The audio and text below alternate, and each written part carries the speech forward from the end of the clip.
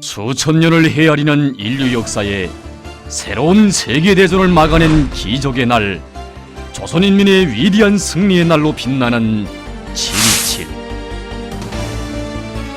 아직은 세상 사람들에게 널리 알려지지 않았던 우리의 국기에 세인의 상상을 뒤집어 엎은 일대 괴승을 아로새긴 역사적 의식은 바로 여기 조선민주주의인민공화국의 판문점에 위치한 정전협종 조인장에서 거행됐습니다. 이제 우리는 이 뜻깊은 장소를 둘러싸고 벌어진 70년 전의 역사적 사실을 통해 700년, 7천년 세월이 흘러도 영원불멸할 하나의 법칙을 증명하려고 합니다.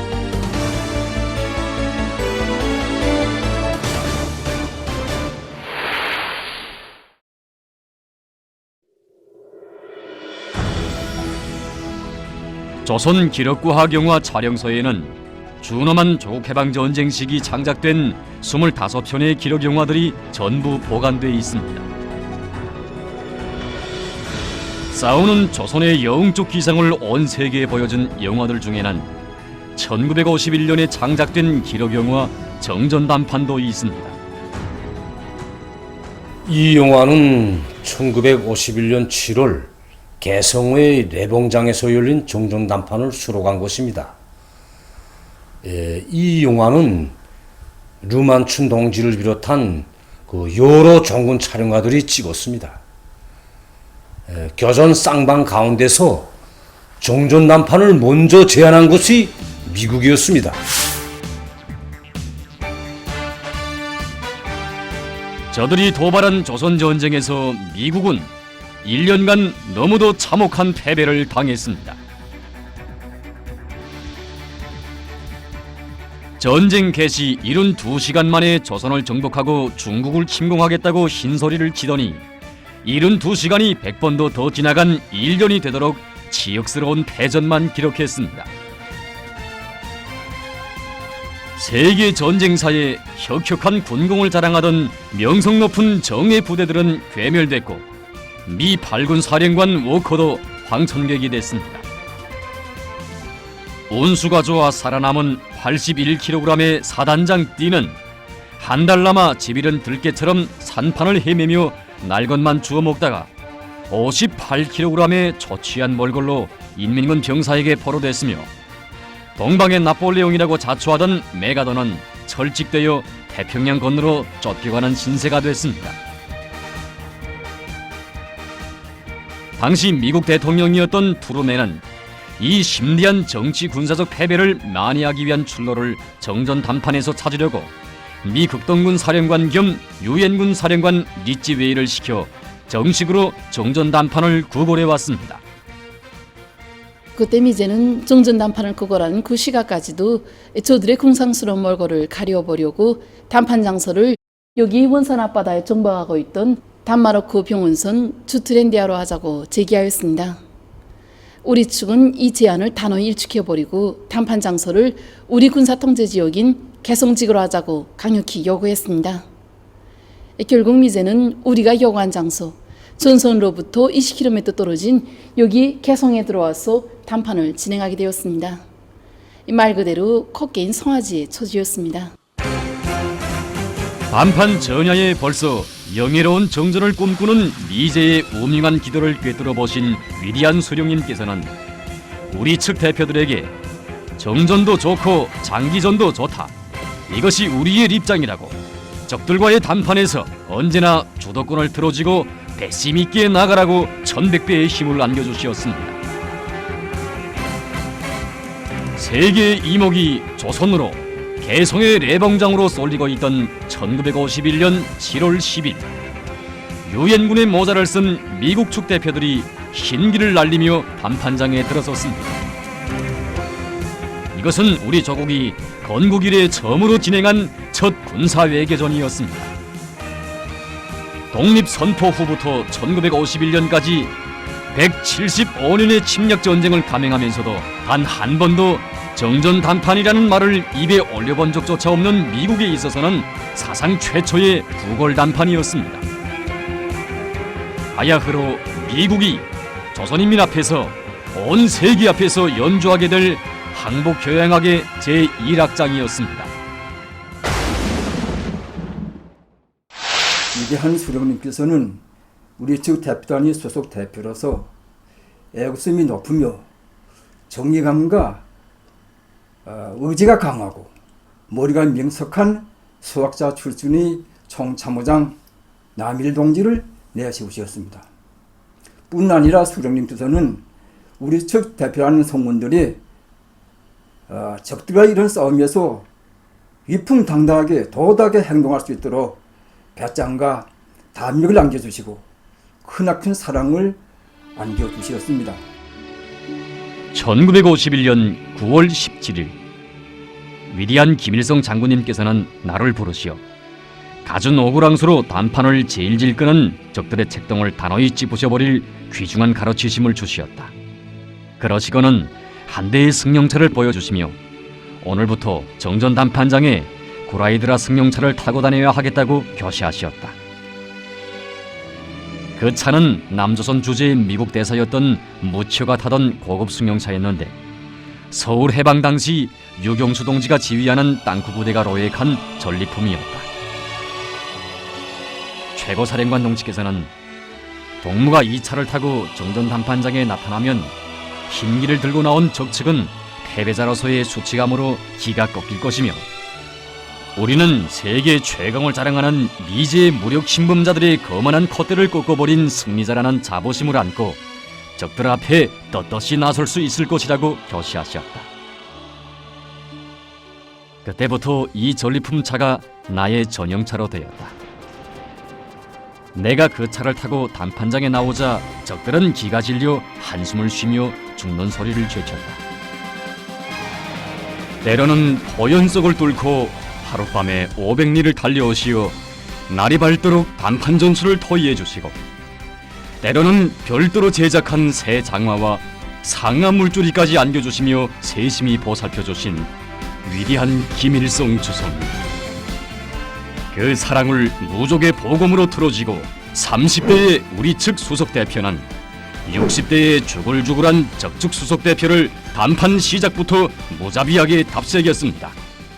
남일동지는 첫 단판에서 국제적인 회담 관례에 따라 단판탁 중심에 조선민주주의 이민공화국 국기와 미국 깃발을 띄우자고 제의하였습니다.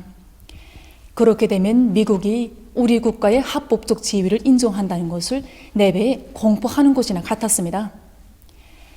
적측 수석 대표 토노조에는 그러면 유엔 깃발과 공산군 국기를 띄우자고 발언하였습니다. 남일동지는 그 책 속에서 우리 깃발은 국적 없는 공산군 국기가 아니라 자주적인 주권 국가인 조선민주주의 이민공화국 국기다. 당신들이 정 그렇다면 우리도 유엔 깃발을 제국주의 미국 및 초전국 국기 혹은 오랑캐 나라 깃발이라고 부르겠다고 두세게 반격했습니다. 그러자 저희는 더는 아무 말도 하지 못하고 유엔 깃발을 꺼내놓았습니다. 상식으로서는 도저히 성립될 수 없는 조선대 세계 제국주의 연합 세력의 대결 구도를 온 세계에 직관적으로 펼쳐보인 우리 측 대표들은 조국과 민족의 존엄을 걸고 전전선에서 피 흘리며 싸우는 인민군 군인들과 인민들의 목숨을 걸고 한 조항 한 조항 격렬하고 간구한 두뇌전 외교전을 벌였습니다. 단판장에서 미제는 저들의 해군과 공군이 우세하기 때문에 반드시 육지에서 그에 대한 보상을 받아야 한다고 하면서 전 조선 면적의 20분의 1에 해당한 1만 3천 평방킬로미터의 넓은 땅을 내놓으라는 황당무계한 주장을 들고 나왔습니다. 남일 대장이 미국 측의 날강도적 논리를 강력히 규탄 배격하자 조이는 저들의 제의에 대한 답변만을 요구하면서 말 한마디 없이 앉아 버티기를 했습니다. 그때 할아버지는 이 상하 물줄을 물고 곧바로 적측수석 대표를 쏘아보면서 추호도 양보하지 않았습니다. 세계 외교사에 기록된 이 눈싸움은 2시간 11분 동안이나 계속되었습니다. 이 우지의 싸움에서 먼저 패하여 휴회를 제기한 것은 저희였습니다. 저들의 강도적 요구가 더는 통하지 않게 되자 미제는 정전단판을 파탄시키고 공중과 해상, 지상에서 대규모적인 공세를 개시했습니다. 전선에서도 단판에서도 승리하자면 조선인민의 정신적 기둥을 꺾어버려야 한다. 그를 위해 수단과 방법을 가리지 말라. 미제는 이렇게 뇌까리며 감히 우리의 최고 사령부를 해치기 위한 대폭격을 악랄하게 감행했습니다. 1952년에 들어와서는 온 인류를 경악케 하는 세균전도 서슴지 않았고 전쟁 3년간 북조선의 78개 도시를 지도 위에서 완전히 없애버리겠다고 외치며 공화국 북반부에 숱한 폭탄을 퍼부었습니다. 실로 가열한 조국 해방 전쟁은 자기 조국, 자기의 고향과 일터, 자기 부모에 대한 믿음과 사랑을 핏줄 속에 새기고 그것을 위해 목숨도 서슴없이 바치는 정의의 인간들과 인두겁을 쓴 20세기 야수들과의 판가리 싸움이었습니다. 그러나 그 어떤 공세도 그 어떤 반인륜적 만행도 영흥 쪽 조선인민을 굴복시킬 수 없었습니다. 전전선에서 처참한 패배를 당한 적들은 수석 대표를 교위로부터 해리순으로 교체하고 단판장에 다시 기어나왔지만 합의된 사항들을 실행하지 않고 막 뒤에서 비열한 도발 책동을 감행했습니다. 위대한 수령님께서는 제3차 타격전을 개시하여 미제가 항복소에 도장을 찍을 때까지 전선 서부와 중부에서 된 타격을 가할 때 대한 명령을 내리시었습니다. 1953년 7월 13일 우리의 인민군 연합부대들은 공격을 개시하여 적들이 미처 정신 차릴 새 없이 무자비한 불벼락을 안겼습니다.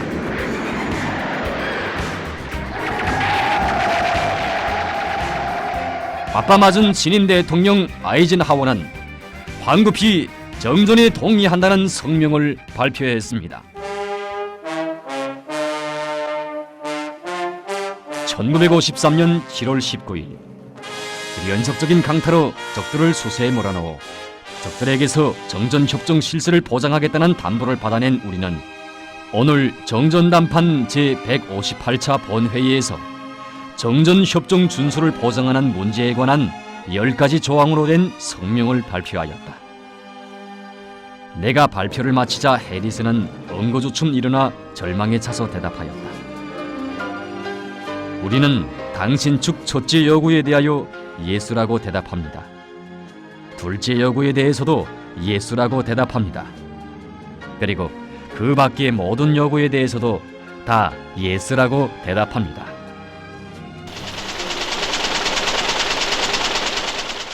우리 측은 야외 천막에서 정전협정 조인식을 진행하자는 적들의 제의를 단호하게 쳐버리고 위대한 김일성 주석님께서 가르쳐주신 대로 영흥 쪽 조선인민의 승리의 기념물로 될 900여 평방미터의 정전협정 조인장을 닷새 동안에 번듯하게 일떠세웠습니다.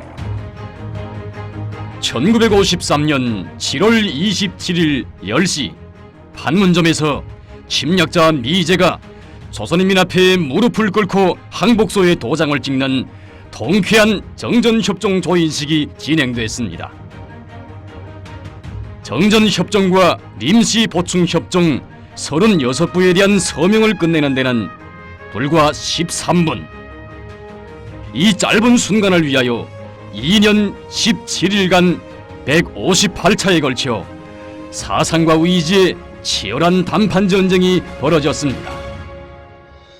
미제는 무려 1650억 달러의 군사비를 조선 땅에 퍼붓고 200여만 명의 대병력 중 156만 7,128명이 살상 포로되면서 1129일 동안 최후 발악을 했지만 결국 그 모든 것은 건국 역사상 최초의 항복소에 도장을 찍는 13분으로 막을 내렸습니다. 우리는 전쟁 3년간에 우리 조국만 지키는 것이 아닙니다. 조선을 정복하고 세계를 제패하려던 미제의 야망을 불태워버리고 인류의 평화를 지켜냈습니다. 만약 역사에 승리 치리치리 없었더라면 조선 전쟁은 반드시 제3차 세계대전으로 확대되었을 것입니다. 종전입종 조연식이 있은 후 한 외국 기자가 할아버지에게 이 각하에게는 이 외교관 경력이나 군사 경력이 있는가 고 물어봤습니다.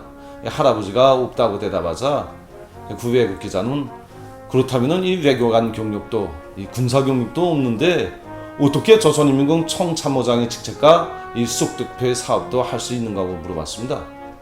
그때 할아버지는 이렇게 대답했습니다. 우리 인민군 군인들과 인민들이 그러한 것처럼 나도 이 전쟁을 통해서 성장했다. 우리가 이 전쟁을 통해서 성장할 수 있는 것은 민족의 태양 김일성 장군님께서 계셨기 때문이다. 바로 이것이었습니다. 승리는 결코 역사의 길이나 비대한 힘에 대한 오만성에 정비례하는 것이 아니었습니다.